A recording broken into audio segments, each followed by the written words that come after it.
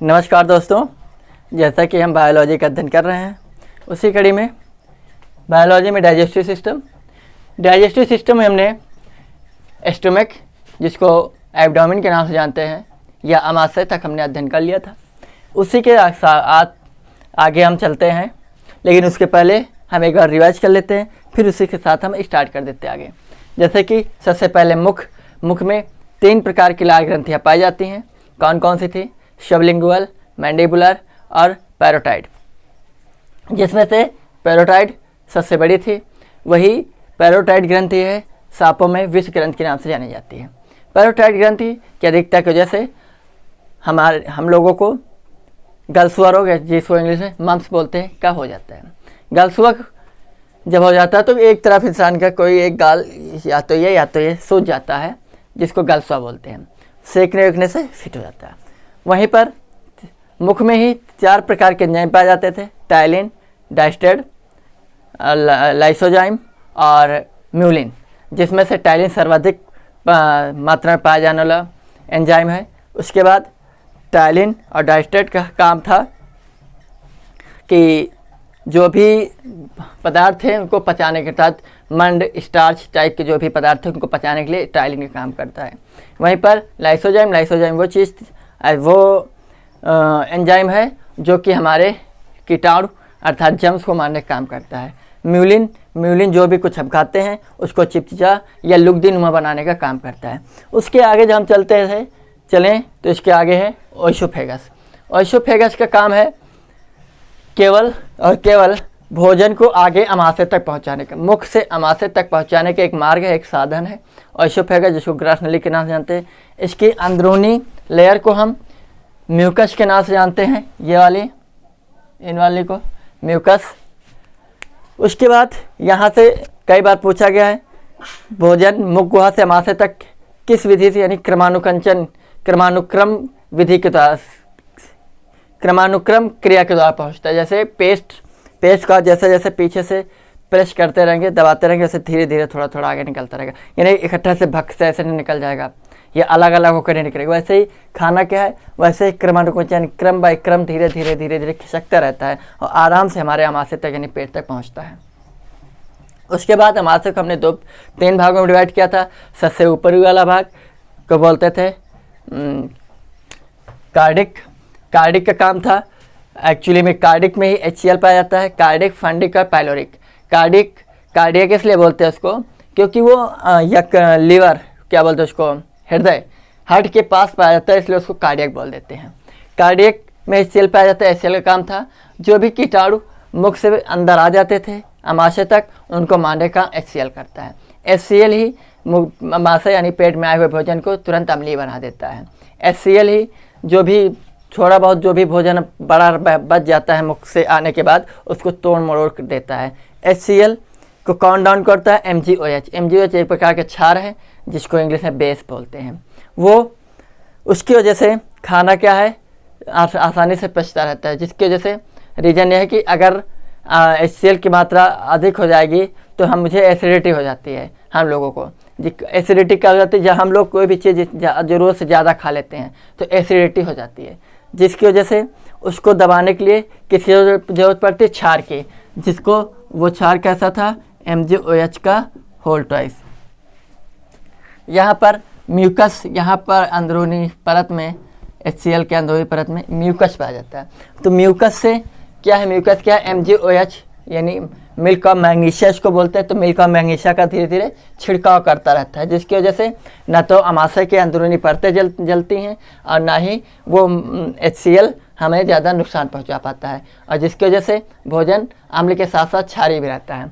उसके आगे अगला पार्ट था फंडिक में हमने अध्ययन किया था कि फंडिक में एक कांटेनुमा संरचना पाई जाती है, जिसको हम रूजी के नाम से जानते हैं। किसके नाम से?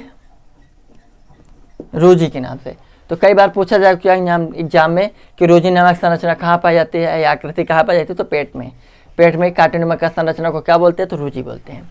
क्लियर? आगे रूजी यानी फंडिक में ही हमारा भोजन 3 से 4 घंटे तक रुकता है, जहाँ पर पचने की क्रिया आरंभ हो जाती है। पचने की स्टार्टिंग तो मुख से शुरू हो जाती है। उसके बाद पाइलोरिक में ही क्या पाया जाता है, 2 प्रकार के एंजाइम पाए जाते हैं। कौन कौन से, एक रेनिन एक पेप्सिन। हमने एक पहले लेटर से रेनिन, रेनिन का काम है दूध को दही बना देना, अर्थात यहाँ से यहाँ तक का आने तक जो भी कुछ है वो भोजन तो पचना शुरू हो गया, लेकिन दूध वगैरह भी पचना शुरू नहीं हुआ, जिसकी वजह से अब वहाँ पर क्या है, पाइलोरिक में जैसे पहुँच जाएगा तो दूध का क्या दही बन जाएगा। ठीक, दूध का दही बन जाएगा किसकी वजह से, रेनिन की वजह से। वही पेप्सिन, पेप्सिन का काम है प्रोटीन। प्रोटीन क्या है, बहुत ही जटिल पदार्थ होते हैं जो आसानी से पचते नहीं, प्रोटीन को पचने में बहुत टाइम लगता है। ठीक, तो प्रोटीन को पचाता है पेप्सिन। उसके बाद अब हम आगे आज से स्टार्ट करेंगे। ठीक है, तो चलिए हम छोटी आँत से स्टार्ट करते हैं। तो सबसे पहले एक बार मैं समझा दूँ, यहाँ तक आगे ये मुख था, मुख के बाद एक ग्रास नली, ग्रास नली के बाद आमाशय आते स्टोमक। स्टोमक को हमने 3 भागों में डिवाइड किया, इसको बोलते हैं कार्डियक, इसको बोलते हैं फैंडिक, इसको बोलते हैं पाइलोरिक। उसके आगे जब पाइलोरिक के बाद जब भोजन आगे बढ़ेगा तो छोटी आंत में जाएगा, लेकिन छोटी आंत में जाने के पहले भोजन कई चीज़ों से और उसको निपटना पड़ता है। तो अब हम अमाशय से आगे स्टार्ट करते हैं। छोटी आंत, छोटी आंत से पहले हम लीवर और अग्न्याशय के थोड़े थोड़े पॉइंट पढ़ लेते हैं। उसके बाद इनका अध्ययन हम यहाँ पूर्ण रूप से नहीं करेंगे, अग्न्याशय और लीवर का अध्ययन ग्रंथियों में करेंगे। ठीक, तो लीवर क्या है, लीवर और अग्न्याशय एक प्रकार ग्रंथियाँ हैं जिनका हम ग्रंथियों वाले चैप्टर में अध्ययन करेंगे, बल्कि इनका यहाँ पर इस्तेमाल कहाँ करना है, क्या यूजेज इनका, क्या इनका रोल यहाँ पर है, वो हम यहाँ पर देंगे। तो सबसे पहले हम देखते हैं अग्न्याशय। अग्न्याशय, अग्न्याशय को इंग्लिश बोलते हैं पैंक्रियाज। क्लियर, चलिए ये है अग्न्याशय, आपका पी से इंडिकेट कर देता हूँ। तो अग्न्याशय का काम क्या है, अग्न्याशय में 3 प्रकार के एंजाइम पाए जाते हैं, जिसको हम शॉर्ट फॉर्म में लेड बोलते हैं, लाइपेज, एमाइलेज और ट्रिप्सिन। लाइपेज, एमाइलेज और ट्रिप्सिन। तो एक्चुअली में अग्न्याशय में हर प्रकार के भोजन को पचाने का मादा होता है, हर प्रकार भोजन को पकाने का एंजाइम होता है, इसलिए इसको पूर्ण पाचक अंग कहते हैं। क्या कहते हैं, पूर्ण पाचक अंग, टोटली कंप्लीटली डाइजेस्टिव ऑर्गन इसको बोलते हैं। ठीक, तो जिसके चलते एल से लाइपेज, क्लियर, ए से एमाइलेज, टी से ट्रिप्सिन। क्लियर, लाइपेज, लाइपेज क्या है, वसा को पचाने का काम करता है, किसका, वसा को। एमाइलेज आपका पचाता है मंड, स्टार्च यानी चोकर को, और ट्रिप्सिन वहीं पर पचाता है आपका प्रोटीन को। ठीक, आगे तो जिसके पास देखिए हर चीज़ इस प्रकार में पचाने के हार्मोन्स हैं, इसीलिए एंजाइम हैं, इसीलिए इसको क्या बोलते हैं, पूर्ण पाचक अंग बोलते हैं। लेकिन ये काम कैसे करते हैं, तो देखिए ये लीवर है, ये पित्ताशय है, ये पित्ताशय है जो कि लीवर से जुड़ा हुआ रहता है। तो पित्ताशय एक्चुअली में पित्त का निर्माण तो लीवर में होता है, किसमें होता है, लीवर में होता है। लीवर जो है उसको पित्ताशय के पास भेज देता है रखने के लिए, स्टोर, पित्त का स्टोर यानी भंडार करने का एक जगह होता है पित्ताशय, जिसको पित्त को इंग्लिश में होता है गॉल, पित्ताशय को होते हैं ब्लैडर, गॉल ब्लैडर, या इसी को बाइल भी बोलते हैं। क्या बोलते हैं, बाइल या गॉल या ब्लैडर, बाइल जूस या गॉल जूस। पित्त रस को गॉल जूस भी बोलते हैं या बाइल जूस भी बोलते हैं, लेकिन इसको बोलते हैं गॉल ब्लैडर या बोलते हैं गॉल ब्लैडर या पित्ताशय। क्लियर, अब ये काम कैसे करते हैं, तो लीवर भी यहीं पर हेडिंग डाल लेते हैं हम, अग्न्याशय और लीवर। तो हम जिसमें छोटी आंत में 2 हार्मोन्स पाए जाते हैं, छोटी आंत में 2 हार्मोन्स पाए जाते हैं यहाँ पर, जो ये कहते हैं कि लीवर चाचा, लीवर चाचा, लीवर चाचा, देखो ये यहाँ पर ऐसे झांकते रहते हैं। अच्छा, यहाँ जैसे ही खाना यहाँ आगे बढ़ता है, एक्चुअली में खाना को पचाने के लिए कुछ तो एंजाइम्स वगैरह चाहिए ना, तो कौन सा एंजाइम कहाँ पर काम करेगा, क्योंकि रीज़न ये है कि अग्न्याशय ये कहता है कि भाई मैं अब जैसे ही वो देखता है कि अच्छा खाने में HCl मिल चुका है, यानी खाना अम्लीय हो चुका, तो तुरंत दूसरी तरफ मुँह मोड़ लेता है कि मैं अब खाने को छू नहीं सकता, मैं देख नहीं सकता हूँ। तो इसलिए छोटी आंत कहते चिंता मत करो, चिंता मत करो अग्न्याशय, अभी हम तुम्हारी व्यवस्था कर रहे हैं। तो इधर छोटी आंत के पास यहाँ पर एक होता है जिसको बोलते हैं कोलेसिस्टोकाइनिन, कोलेसिस्टोकाइनिन, और एक हार्मोन्स होता है सिक्रेटिन। ठीक, तो कोलेसिस्टोकाइनिन का काम है, कोलेसिस्टोकाइनिन एक्चुअली में जो पित्ताशय है, पित्ताशय जो पित्त होता है ना, ये भोजन जब आता है यहाँ से यहाँ तक, अम्लीय भोजन है, मैंने आपको बताया था पेट में जो भी भोजन होता है हमारे महाशय में कैसा होता है, अम्लीय होता है, कई बार पूछा जा चुका है, क्योंकि HCl तो पहले मिल चुका है पूरे भोजन में। ठीक, तो यहाँ पर मिल जाता है, जिसकी वजह अग्नाशय आने से मना कर देते, तो इसलिए छोटी आंत कहती है कि लीवर चाचा पित्त को भेजो, पित्त को, ताकि ये भोजन जो है वो उसका अम्लीपन कम हो सके। इसीलिए यहाँ से कौन, काइनिन, कोलेसिस्टोकाइनिन, कोलेसिस्टोकाइनिन जैसे ही लीवर को इंडिकेट करता है कि आप पित्त को यहाँ भेजो, यानी पित्त रस को यहाँ भेजो, तो पित्त रस यहाँ एक मार्ग के माध्यम से यहाँ पहुँच जाता है, जिसकी वजह से अब भोजन क्या हो जाता है, क्षारीय हो जाता है। जब भोजन क्षारीय हो जाता है तब अग्नाशय, तब ये कहता है, ये का सिक्रेटिन कहता है अग्नाशय भैया अब भोजन आपका अम्लीय नहीं है, क्षारीय है। तो अग्नाशय कहता है अरे अब तो बहुत बढ़िया, अब हम इसमें सहभागिता निभा सकते हैं। तब फिर यहाँ से ये अपने एंजाइम भेजता है। सिक्रेटिन किसको, तो कई बार पूछा जा चुका है कि लीवर काम भोजन के 5 मिनट पचाने में या पित्ताशय किसके इंडिकेट पर छोटी आंत में पहुँचता है, तो जो एक्चुअली में ये पहुँचता है क्या बोलते हैं इसको, लीवर, कोलेसिस्टोकाइनिन एक प्रकार का हार्मोन्स है जो कि छोटी आंत में पाया जाता है। इसके कहने की वजह से लीवर जो है पित्त रस को यहाँ भेजता है, तो यहाँ पर भोजन क्षारीय हो जाता है। कैसा हो जाता है, क्षारीय। फिर उसके बाद इसको पचने के लिए किन किन चीज़ों की जरूरत पड़ती है, तो वो हैं ये 3 आइटम, लाइपेज से वसा जिसको फैट बोलते हैं, ठीक, लुब्रिकेंट देखते हैं, लुब्रिकेंट याद करने के तरीके के, लुब्रिकेंट का तो चिपचिपा होता है, यानी गोंद टाइप होता है, ठीक, फैट वैसा ही होता है, चिकना गोंद टाइप, तो उसी लाइपेज वसा को यानी फैट को इंग्लिश बोलते हैं इसको फैट। एमाइलेज एक्चुअली में इसका काम है मंड, यानी स्टार्च, यानी चोकर वोकर को पचाने का काम कौन करता है, मंड करता है, एमाइलेज करता है। ट्रिप्सिन क्या है, प्रोटीन एक प्रकार का।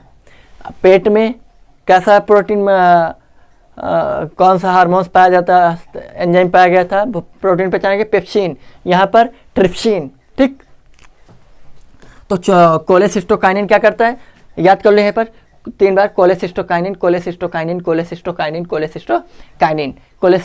क्या काम है, कोलेसिस्टोकाइनिन लीवर को इंडिकेट करता है कि पित्त रस को अब छोटी आंत में भेजा जाए ताकि भोजन अम्लीयता से क्षारीयता में आ जाए, जिसकी वजह से जब ये पित्त रस को बताता है, लीवर को बताता है, तो लीवर पित्त रस को इंडिकेट करता है, तो पित्ताशय से यहाँ पहुँच जाता है, ठीक। उसके बाद अग्नाशय से कैसे आता है, अग्नाशय को इंडिकेट कौन करता है, अग्नाशय से इंडिकेट करता है सिक्रेटिन इंडिकेट करता है कि अग्नाशय भैया अब आइए, अब आपका भोजन अम्लीय नहीं है, क्षारीय हो चुका है, तो हम यहाँ से अपने एंजाइम्स को भेजता है। ये 3 एंजाइम्स वो आगे जाके तीनों आइटम्स को पचाते हैं, ठीक। आगे आइए, अब हम पूर्ण रूप से छोटी आंत का अध्ययन करेंगे, स्मॉल इंटेस्टाइन। जैसे ही भोजन आगे यहाँ से बढ़ा, इनके बाद इन दोनों हार्मोन्स के बाद, तो यहाँ पर अब प्रोटीन अभी पचने, प्रोटीन जो है सबसे ज़्यादा भोजन में कोई भी चीज़ अगर पचने में टाइम लगता है तो होता है प्रोटीन, ठीक। दूध देखिए बहुत कम लोगों को सूट करता है, क्यों, क्योंकि प्रोटीन को पचाने वाले अगर पूर्ण रूप से आपके ये अंग नहीं होंगे एक्टिव, तो वो काम नहीं कर पाए, एंजाइम्स वगैरह, ठीक, हार्मोन्स वगैरह, तो इसलिए प्रोटीन को पचने सबसे ज़्यादा समय लगता है। तो इसीलिए अब हम अध्ययन करेंगे छोटी आंत का, ठीक। तो छोटी आंत में हम छोटी आंत का एक अलग से फिगर बना लेते हैं डायरेक्ट, जिसकी वजह से आपको थोड़ा बड़ा दिखाई देगा, तो चीज़ें समझ में भी आएंगी। जब चीज़ें समझ में आएंगी तो मज़ा आएगा आपको पढ़ने में। तो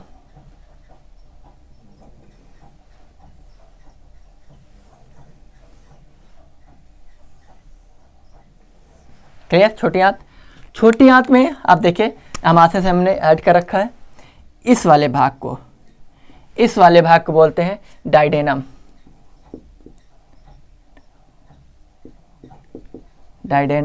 सॉरी ड्यूडेनम, ड्यूडेनम, इस वाले भाग को बोलते हैं जुजेनम, ठीक, इस वाले भाग को बोलते हैं इलियम। छोटी आंत 3 पार्ट से हमारी डिवाइड होती है, ड्यूडेनम, जुजेनम और इलियम। क्लियर? छोटी आंत में ही यहाँ पर पाया जाता है इरेप्सिन। इरेप्सिन एक प्रोटीन है, सॉरी एक हार्मोन एंजाइम है, इरेप्सिन, जो कि छोटी आंत में प्रोटीन को पचाने का काम करता है। कौन? इरेप्सिन। अब देखिए कितने प्रकार के एंजाइम मिले आपको प्रोटीन को पचाने के? 3 प्रकार के अभी तक मिल चुके हैं।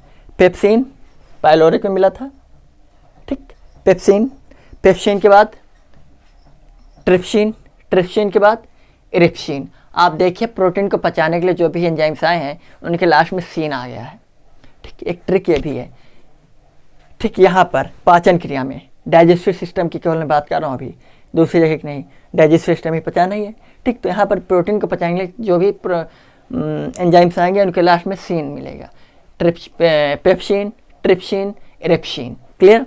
तो इरेप्सिन कहाँ है? छोटी आंत में। तो हम सीधा स्मॉल इंटेस्टाइन का अध्ययन कर रहे हैं। क्लियर? तो आप चीज देखिए कि यहाँ पर एंजाइम, एंजाइम किस में पचता है? कार्बोहाइड्रेट में। एंजाइम देखिए, कोई भी चीज़ एंजाइम है या कार्बोहाइड्रेट है, इसको जानने के लिए कई बार पूछा जा चुका है एग्जाम में, तो आपको पता होना चाहिए। जैसे माल्टेज, एज जब भी किसी वर्ड में लगा तो एंजाइम है, और ओज जब भी लग जाए, ओज, तो क्या हो जाता है? कार्बोहाइड्रेट। जैसे माल्टेज, माल्टेज का जब पाचन हो जाएगा तो हो जाएगा माल्टोज। एक चीज़ आप जान लीजिए, जिसका पाचन नहीं हुआ है वो एंजाइम है, और जब उसका पाचन हो जाएगा तो माल्टोज हो जाएगा। क्लियर? दूसरा, जैसे ग्लूकेज, ग्लूकोज, ग्लूकेज का पाचन किसमें है? ग्लूकोज में होगा, ग्लूकोज में होगा। क्लियर? वैसे ही, और जैसे आपका सुक्रेज, सुक्रेज, सुक्रेज का हो जाता है सुक्रोज में। क्लियर? क्लियर? फैक्टेज, फैक्टोज में, ऐसी चीज़ें, ठीक। पूर्ण रूप से खाना छोटी आंत में ही पच जाता है। किस में पचता है? छोटी आंत में।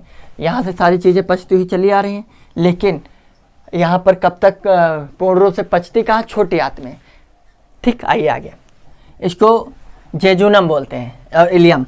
अब देखिए यहाँ पर एशियम नामक एंजाइम पाया गया था, मैं इसको थोड़ा रफ कर दूँ उसके साथ, ताकि स्पेस बना रहे आपको समझाने के लिए, ताकि आपको मज़ा मिलता आता रहे। एक्चुअली में होता क्या है, ड्यूडेनम तक कोई भी किसी प्रकार कोई पाचन नहीं होता है भोजन का, ठीक। उसके बाद ड्यूडेनम के बाद जेजुनम तक भी किसी प्रकार कोई पाचन नहीं होता है। केवल और केवल क्या किया जाता है? भोजन को फैलाया जाता है। क्या किया जाता है? फैलाया जाता है। रीजन, क्योंकि बात यह है कि फैलाया इसलिए जाता है ताकि भोजन आसानी से पच जाए। किस लिए? आसानी से पच जाए। आप देखिए, जब किसी भी चीज़ को बहुत ही ज़्यादा पीसना होता है, महीन करना होता है, उसके लिए उसका प्रोसेस थोड़ा लेंदी कर दिया जाता है, ताकि टाइम तो लगे लेकिन काम जो भी है, रिजल्ट जो भी है, उसका बिल्कुल प्योर आए। तो इसीलिए यहाँ से भोजन चलता रहता है। जो भी पाचन यहाँ तक हो चुका हो गया, उसके बाद बाकी सारा सिर्फ इस भोजन को फैलाने के लिए, लंबा करने के लिए इसका प्रयोग किया जाता है। किसका? छोटे हाथ का। क्लियर? लेकिन जैसे इलियम में आता है, कहाँ तक? इलियम में। तो इलियम में ओके, यहाँ पर एक विलाई, विलाई या विली, विलाई बोल दो या विली बोल दो, या विलाई। क्लियर? विलाई नामक यहाँ पर एक, इसको विलाई बोलते हैं। जो भी कुछ कसर बच चुकी है भोजन को पचने में, ठीक, वो सारी यहाँ पर पूरी होगी। कहाँ पर? विलाई या विली में। क्लियर? विली में। अब यहाँ पर भोजन एक्चुअली में ड्यूडेनम में ही इरेप्सिन प्रोटीन पाया जाता है। क्लियर? सॉरी, एंजाइम पाया जाता है प्रोटीन को पचाने के लिए। ड्यूडेनम जेजुनम तक भोजन का किसी प्रकार कोई पाचन नहीं होता है। पाचन जो भी कुछ होना था छोटी आंत तक आते आते हो चुका होता है। ठीक, उसके आगे भोजन जैसे आता रहता है, सिर्फ इसको फैलाने के लिए, यानी थोड़ा प्रोसेसिंग लेंदी हो, इसके लिए छोटी आंत को इतना बड़ा बनाया जाता है। छोटी आंत बड़ी क्यों होती है? बड़ी आंत छोटी होती है। एक्चुअली में छोटी आंत लंबी होती है, बड़ी आंत बड़ी इसलिए बोलते हैं क्योंकि वो फैलाव में ज़्यादा, आयतन में ज़्यादा होती है। ठीक, क्लियर? तो ये लंबी होती है। इलियम तक आते आते भोजन, विलियम का जो भाग आपका बड़ी आंत से जुड़ा होता है, ये वाला पार्ट, तो यहाँ तक छोटी आंत का अंतिम भाग जो बड़ी आंत से जुड़ा होता है, इसको विली या विलाई बोलते हैं। तो विली या विलाई जो है एक्चुअली में भोजन का अवशोषण करती है, एब्जॉर्प्शन करती है, एब्जॉर्प्शन। ठीक, किस कहाँ पर? विली नामक स्थान पर, यहाँ पर भोजन का एब्जॉर्प्शन होता है। ठीक, यहीं पर छोटी आंत जब बड़ी आंत से मिलती है तो यहीं पर एक ऑर्गन पाया जाता है जिसको इंग्लिश में बोलते हैं appendix. Appendix, clear? Appendix actually में इसका काम, ये एक प्रकार का अवशेषी अंग है। अवशेषी अंग वे अंग होते हैं जो हमारे शरीर में तो होते हैं लेकिन उनका कोई उपयोग नहीं होता है, तो ऐसे अंगों को हम अवशेषी अंग बोल देते हैं। क्या? ऐसे अंग जो हमारे शरीर में तो हैं लेकिन उनका कोई बहुत उपयोग नहीं है, ना के बराबर उपयोग, तो ऐसे अंगों को हम अपेंडिक्स बोल देते हैं। रीजन अपेंडिक्स का काम क्या है? अपेंडिक्स का काम शाकाहारी जीवों में होता है, मांसाहारी में नहीं होता है। किन में होता है? शाकाहारी में।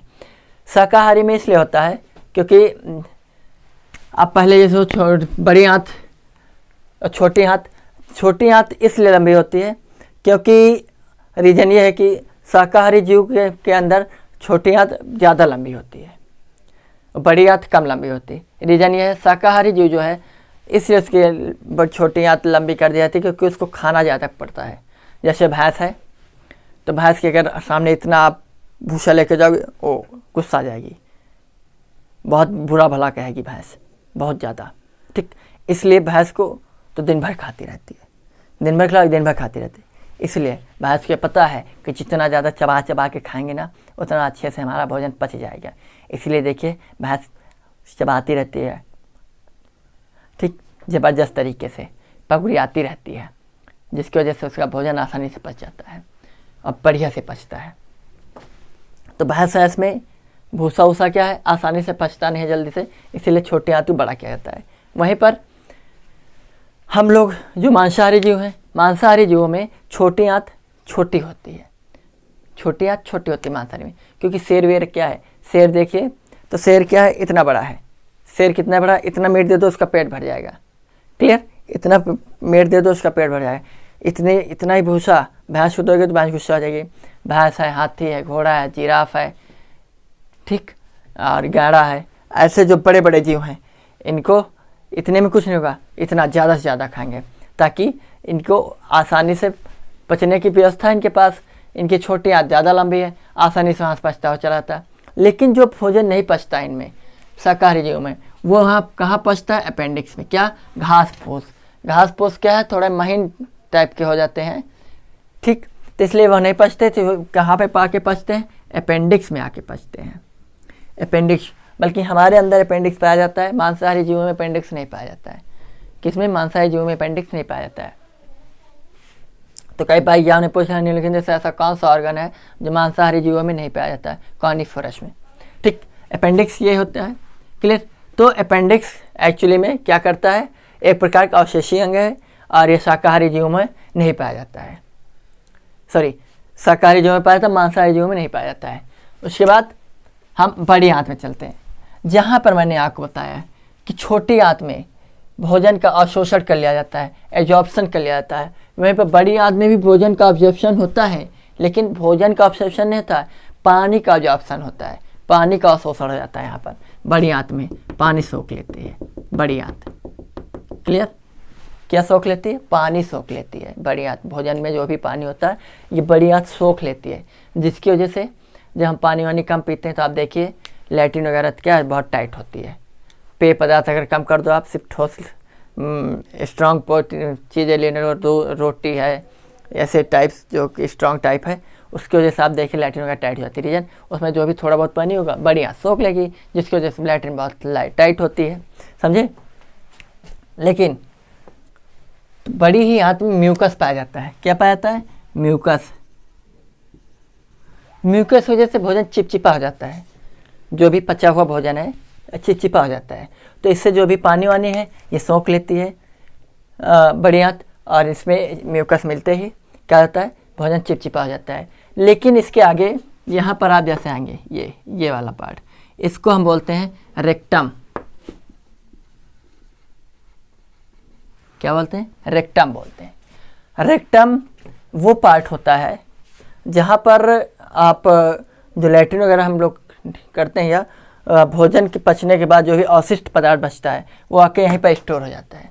इसीलिए कहते हैं कि सुबह शाम या सुबह शाम तो निश्चित ही हम लोग को बाथरूम जाना चाहिए ताकि ये स्थान खाली रहे, क्योंकि एक्चुअली में जो अवशिष्ट पदार्थ होता है ये पॉइजनिक होता है, विषाक्त पदार्थ पाया जाता है इसमें, जिसकी वजह से सड़न पैदा कर देता है, जिससे यहाँ पर जब सड़न पैदा हो जाती है तो यहाँ पर लोगों को इसी की वजह से पाइल्स नामक बीमारी हो जाती है। पाइल्स यानी जिसको हिंदी में बोलते हैं बवासीर। ठीक, बवासीर में होता क्या है? एक्चुअली में वो विषाक्त पदार्थ हो जाता है, विषाक्त हो जाता है यानी विषयुक्त हो जाता है, जिसकी वजह से यहाँ पर जब वो स्टोर रहता है हमारा अपशिष्ट पदार्थ यानी मल, तो इसकी वजह से ये क्या है, ये रेक्टम ये वाला एरिया सड़न पैदा हो जाती है। सड़न पैदा हो जाती है तो अब सिंपल चीज़ है, जैसे यहाँ पर हमारे हाथ में यहाँ सड़न पैदा हो गई तो यहाँ पर जैसे कोई भी वजन पड़ेगा तो दर्द होगा। वही चीज़ रेक्टम में जैसे सड़न पैदा हो गई तो जैसे जैसे अवशिष्ट पदार्थ मल पदार्थ जैसे यहाँ पर स्टोर होता रहेगा, वजन बढ़ता रहेगा, जिसकी वजह से दर्द शुरू हो जाता है इंसान को। तो गांठें बन जाती हैं, छोटी छोटी ग्रंथियाँ, जिसकी वजह से लोग जब लैट्रिन वैट्रिन करते हैं तो उनके खून के कहते हैं गांठ निकलती, खून की गांठ वही सड़ा हुआ मांस होता है एक्चुअली में। इसीलिए जब इलाज उलाज कराते हैं तो इसका एक इलाज ऑपरेशन होता है। ऑपरेशन में क्या होता है, डॉक्टर इसके उस सड़े हुए मांस को काट कर बाहर कर देते हैं। क्लियर? जिसकी वजह से इंसान फिर फिट हो जाता है। फिर उसके आगे वहीं पर इस वाले पार्ट को एनस बोलते हैं। एनस हिंदी में बोलते हैं गुदा। क्लियर? गुदा। एनस वो वाला पार्ट होता है जहाँ से हमारा मल निकलता है, हमारी लैट्रिन जहाँ से निकलती है उस भाग को एनस बोलते हैं। एनस या हिंदी में गुदा बोलते हैं। यहीं से आपका लैट्रिन वगैरह निकलता है। लैट्रिन पीली की होती है एक्चुअली में, यहीं पर लैट्रिन में रेक्टम में यहीं पर आसपास यहीं म्यूकस और बिलिरुबिन एक हार्मोन्स एंजाइम होता है बिलिरुबिन के मिलने से लैट्रिन हमारी पीली हो जाती है। क्या होती है? पीली होती है मल पदार्थ। देखिए आप कुछ भी खाओ, लाल पीला हरा नीला खाओ, निकलेगा पीला ही। क्लियर? घास फूस साग वाग आप खाते हैं पीला निकलता है, रीजन बिलिरुबिन मिल जाता है। यही बिलिरुबिन जब हमारे शरीर में ज़्यादा हो जाता है, इसकी मात्रा जब हमारे शरीर में बढ़ जाती है, जिसकी वजह से हमारा शरीर पीला पड़ने लगता है और हमें पीलिया नामक रोग हो जाता है। कौन सा रोग हो जाता है? पीलिया नामक रोग हो जाता है। क्लियर? दूसरी चीज़, जब आपको इसी की वजह से बिलिरुबिन को टाइफाइड भी होता है। ठीक। दूसरी चीज़, जैसे मैंने आपको बताया कि बड़ी आंत का काम क्या है, भोजन से पेय पदार्थ यानी जल को अवशोषित कर लेती है। तो आप देखिए गर्मी के दिनों में लोगों को क्या बोलते हैं,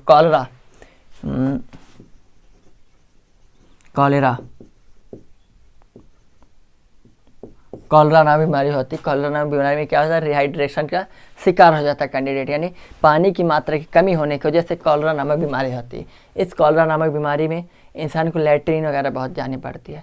लैट्रिन जैसे कि रीजन क्या है कि हमारा बड़ी आंत क्या है, ये पानी को सोख नहीं रही। अब पानी को सोख नहीं रही तो शरीर में पानी ऑलरेडी कम पड़ जाएगा, जिसकी वजह से पानी जब कम पड़ेगा तो ये हमारी जो लैट्रिन है वो पतली हो जाएगी, क्योंकि पानी सोख नहीं रही है।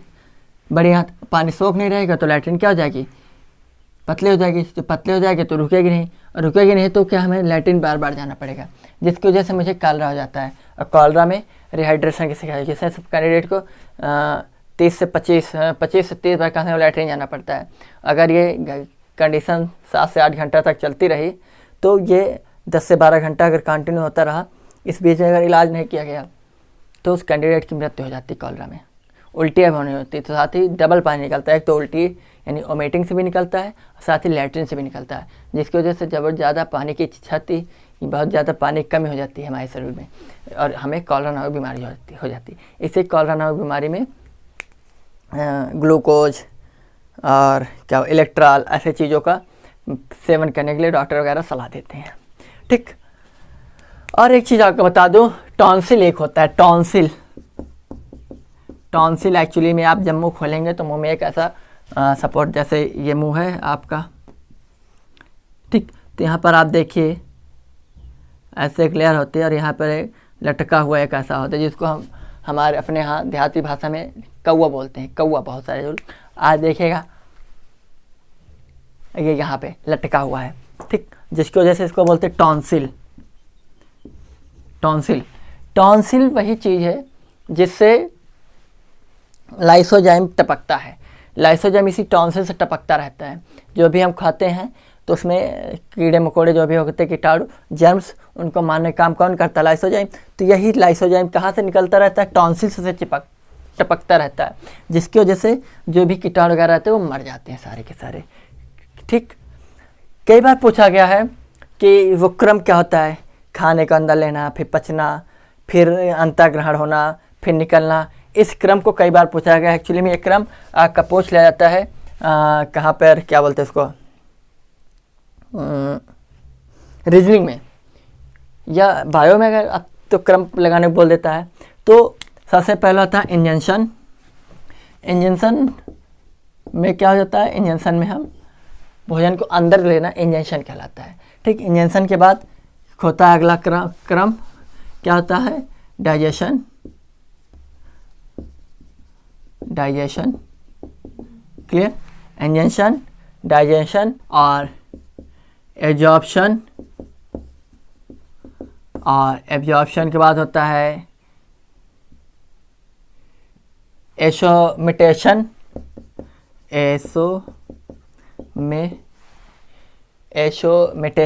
मेटेशन और लास्ट होता है आपका डिफेक्शन। ठीक, एशोमिटेशन यानी अंतःग्रहण। क्या होता है? अंतःग्रहण। एशिमिटेशन होता है, एशिमिटेशन। इंजेंशन, भोजन का अंदर लेना, फिर भोजन का पाचन, डाइजेशन, फिर भोजन से चीज़ों को ऑब्जर्व करना, नहीं ग्रहण कर लेना, अवशोषित कर लेना, एब्जॉर्प्शन, फिर एशिमिटेशन। उसके बाद आगे वाली इस क्रिया में जब भोजन आगे चलता है उसको एब्जॉर्प्शन, डिफेक्शन, यानी जो मल के रूप में जो निकलता है उसको डिफेक्शन बोल देते हैं। ये पूरा क्रम होता है, ये अक्सर पूछ लिया जाता है आपसे एग्जाम में। तो ये रहा डाइजेस्टिव सिस्टम। तो एक बार फिर हम आपको समझा देते हैं। सबसे पहले हम मुख से भोजन का अंदर लेंगे, जिसमें वजह से यहाँ पर तीन प्रकार की ग्रंथियाँ मिलेंगी, सबलिंगुअल, मैंडिबुलर और पैरोटाइड। पैरोटाइड सबसे बड़ी होती है, ठीक, और उसके बाद पैरोटाइड ही वेश ग्रंथि होती है जो कि सांपों में पाई जाती है, और पैरोटाइड सबसे बड़ी होती है। ये कहाँ पाई जाती है? ये हमारे मुख में पाई जाती है। टोटल ये 6 होती है, 3 जोड़ी होती हैं। उसके बाद जैसे भोजन आगे बढ़ता है यहीं पर 4 प्रकार के एंजाइम पाए जाते हैं, ट्रिप्सिन, डाइस्टेड, लाइसोजाइम और म्यूसिन। ठीक, म्यूलिन भोजन को चिपचिपा बना देता है, लुगदीनुमा। लाइसोजाइम कीटाणु को मार देता है, और ट्रिप्सिन और डाइस्टेड ये क्या कर देते हैं? ये दोनों मिलकर भोजन को में जो मंड होता है उसको पचाने का काम करते हैं, स्टॉज यानी चोकर होकर। फिर उसके आगे जैसे भोजन क्रमानुकुंचन क्रिया के द्वारा और औसोफागस के माध्यम से अमाशय तक पहुंचता है, तो अमाशय के बाद जैसे पहुंचता है अमाशय में, तो अमाशय को हम 3 भागों में डिवाइड करके बताए थे। सबसे पहले वाला भाग कार्डियक होता है। कार्डियक में HCl पाया जाता है। HCl का काम बहुत ही ज़्यादा अच्छा होता है। एक्चुअली में HCl क्या है? HCl अगर हड्डी जैसी चीज़ों का आप अगर आपके पेट में भोजन के माध्यम से चला जाएगा तो HCl हड्डी जैसी चीज़ों को भी पचा सकता है, गला देता है। यहाँ तक सोने की धातु को गलाने का मादा HCl के पास होता है। HCl इतना खतरनाक होता है, लेकिन उसके बावजूद हमारा पेट जलता नहीं है, गलता नहीं है, गल जाता। अगर इसमें इसके अंदर एक लेयर होती है जिसको बोलते हैं म्यूकस। तो म्यूकस से MgOH का छिड़काव हो जाता है, जिसको मिल्क ऑफ मैग्नीशिया बोलते हैं। मिल्क ऑफ मैग्नीशिया का म्यूकस से छिड़काव होता रहता है, जिसकी वजह से HCl क्या हो जाता है, ये म्यूकस है, जिस लिक्विड को छिड़काव करता है, नहीं मिल्क का मैग्नीशियम एक क्षार होता है। तो HCl और क्षार जब भी मिल जाते हैं तो न्यूट्रॉन हो जाता है, न्यूट्रल। तो न्यूट्रल होता है, उदासीन नहीं होता। रीजन क्या, ये ज़्यादा मात्रा में होता है HCl, वो होता है, लेकिन उससे अपने बचाव के लिए काम करता रहता है। उसके बाद अगला पार्ट होता है फंडिक।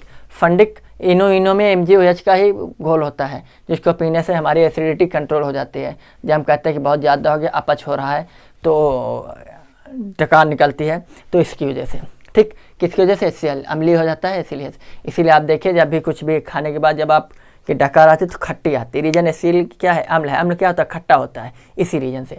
फंडिक, अगला पार्ट इसका फंडिक होता है। अम्ला अमाशय को हमने 3 भागों में डिवाइड किया है, तो कार्डियक हो चुका है। फंडिक, फंडिक में रूजीनुमा संरचना पाई जाती है, ऐसे सॉरी रूजी, जिसको कांटेनुमा संरचना होती है उसको रूजी बोलते हैं फंडिक में। और यहाँ पर भोजन 3 से 4, एक बार एग्जाम में पूछ लेता कि भोजन के किस भाग, पेट के किस भाग में भोजन 3 से 4 घंटे तक रहता है, तो ऐसे नॉर्मलों में आपको मिलेगा भोजन पेट में 3 से 4 घंटे तक रहता है। तो पेट के फंडिक नामक पार्ट में भोजन 3 से 4 घंटे तक रहता है।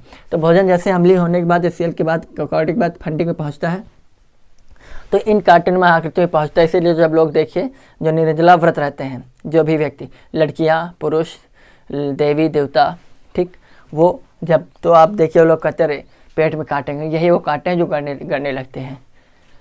यही रूजी में ही चाउमीन वगैरह, बर्गर वगैरह जाके फंस जाते हैं, ऑयली चीज़ें, जिसकी वजह से आपका ये क्या हो जाता है,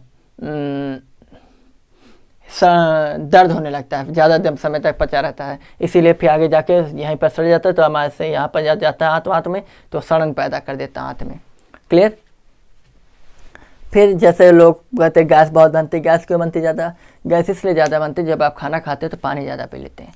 तो एक्चुअली में होता ये है कि सपोज दैट जैसे आप मैक्सिमम 1 गिलास, बहुत ज़्यादा से ज़्यादा आपको पानी पीना खाने वक्त, तो 1 गिलास पियो, यानी या आधे से गिलास से काम कर चलाइए, ना पिए तो और भी अच्छी चीज़ है। रीज़न ये है कि जैसे ही आपने पानी पिया, सपोज दैट ये एक पात्र है, आप भोजन आया, ये ऐसे ऐसे सेट हो रहा है, लेकिन पानी ज़्यादा पी लिया तो क्या हुआ, भोजन क्या हुआ, सेट नहीं होगा, ऊपर नीचे रहेगा, जिसकी वजह से भोजन तो नीचे बैठ जाएगा, भोजन जैसे नीचे बैठ गया, लेकिन जो भी ऑयली चीज़ें हैं ये ऊपर तैरने लगती हैं। तैरने की वजह से क्या हो जाता है, स्पेस बन जाता है। तो HCl क्या है, गैस है, एक प्रकार की अम्ल है, जो कि गैस पैदा कर देता है, लोगों में गैस पैदा हो जाती है। इसीलिए जो भी महिलाएं खाना वाना खाने के बाद घच्चे से बैठ जाती हैं, उनको गैस ज़्यादा निकलती है, बदबू फैलाती रहती हैं, लोग भी। तो उसके बाद पाइलोरिक थर्ड पार्ट है हमारे अमाशय का। पाइलोरिक में 2 प्रकार के एंजाइम पाए जाते हैं, एक होता है रेनिन, एक होता है पेप्सिन। जठर ग्रंथियाँ यहीं पे पाई जाती हैं, जठर ग्रंथियाँ जिसको बोलते हैं आप क्या, इंग्लिश याद नहीं आ रही है, ठीक। तो जठर ग्रंथियाँ या यही जठर रस भी इसको वहीं से निकलते हैं, इन जठर ग्रंथियों से, यहीं से पेप्सिन और रेनिन निकलता है। रेनिन क्या है, दूध को दही बना देता है, और ये दूध को पचाने का काम करता है, रेनिन करता है। पेप्सिन क्या है, प्रोटीन को पचाने का काम करता है, किसका, प्रोटीन का, पेप्सिन। उसके बाद जैसे आप आ गए थे छोटी आंत में 2 हार्मोन्स पाए जाते हैं, एक होता है कोलेसिस्टोकाइनिन लीवर को इंडिकेट करता है कि भैया लीवर चाचा पित्त को भेजिए, क्योंकि भोजन अम्लीय आ चुका है, और अम्लीय भोजन रहेगा तो अग्न्याशय काम नहीं करेगा, अग्न्याशय सरासर मना कर देते, भैया हम काम नहीं करेंगे अम्लीय भोजन में। तो इसलिए ये आता है, पित्त आता है, भोजन को क्षारीय करता है। फिर उसके बाद क्या बोलते हैं, सिक्रेटिन अग्न्याशय को कहता है, अग्न्याशय चाचा काम हो गया है, अब भोजन आपका आप क्षारीय हो चुका भाई है, तो अग्न्याशय बढ़िया आता है। लेट यानी L से लाइपेज, A से एमाइलेज, और T से ट्रिप्सिन। लाइपेज का काम होता है वसा को पचाना, एमाइलेज काम होता है मंड को पचाना, और ट्रिप्सिन काम होता है प्रोटीन को पचाना। इसी अग्न्याशय के पास हर प्रकार के भोजन को पचाने के एंजाइम होते हैं, इसीलिए इसको पूर्ण पाचक अंग भी कहते हैं, ठीक। पैंक्रियाज को इंग्लिश में अग्न्याशय को पैंक्रियाज बोलते हैं। यहीं पर छोटी आंत में एक एंजाइम पाया जाता है जिसको बोलते हैं इरेप्सिन जो है ये भी प्रोटीन को पचाने का काम करता है, ठीक। इरेप्सिन के आगे भोजन छोटी आंत में पूर्ण रूप से पच जाता है, भोजन यहीं से पच जाता है। यहाँ पर पचने का काम बहुत नाम मात्र का होता है, लेकिन इसको लेंदी कर दिया जाता है। इस वाले भाग को ड्यूडेनम बोलते हैं, इस वाले भाग को जेजूनम बोलते हैं, इस वाले भाग को इलियम बोलते हैं। तो यहाँ पर इलियम वाले भाग का जो अंतिम छोर है विलाई या विलाई में ही भोजन का अवशोषण हो जाता है। किसका? भोजन का अवशोषण हो जाता है। उसके बाद जैसे छोटी आंत से बड़ी आंत में भोजन पहुंचता है तो यहाँ पर अपेंडिक्स पाया जाता है। अपेंडिक्स एक्चुअली में काम इसका अपेंडिक्स का ये है कि ये अपेंडिक्स जो है घास फूस खाने वाले जीव जंतुओं में होता है और ये बड़ी मात्रा में पहले होता था, उनमें आज भी बड़ा होता है, हम लोगों में ना मात्र का होता है, छोटा मोटा। तो यहाँ पर आपका अपेंडिक्स क्या है? चारा वारा जो नहीं पचता है वो इसको पचाने का काम अपेंडिक्स करता है। शाकाहारी जीव जंतु में भैंस हो गए, गाय हो गए, बकरी हो गए, हाथी हो गया, घोड़ा हो गया, ये बड़े बड़े जीव जंतु में इन्हें बड़ा अपेंडिक्स पाया जाता है। ठीक, हम लोगों में अपेंडिक्स पाया जाता है नहीं, हम लोगों में जो अपेंडिक्स पाया जाता है वो एक अवशेषी अंग के रूप में। अवशेषी अंग वो अंग होता है जो हमारे शरीर में तो पाया जाता है लेकिन उसका कोई उपयोग नहीं होता है, उसे अवशेषी अंग कहते हैं। जब हम लोग घास फूस खाते थे तो अपेंडिक्स का इस्तेमाल होता था, इसीलिए अपेंडिक्स में सड़न पैदा कभी कभी हो जाती है। कैसे? जैसे आपने नींबू खाया, नींबू का बीज इसमें जाके फंस गया तो आपको अपेंडिक्स में सड़न हो जाती है।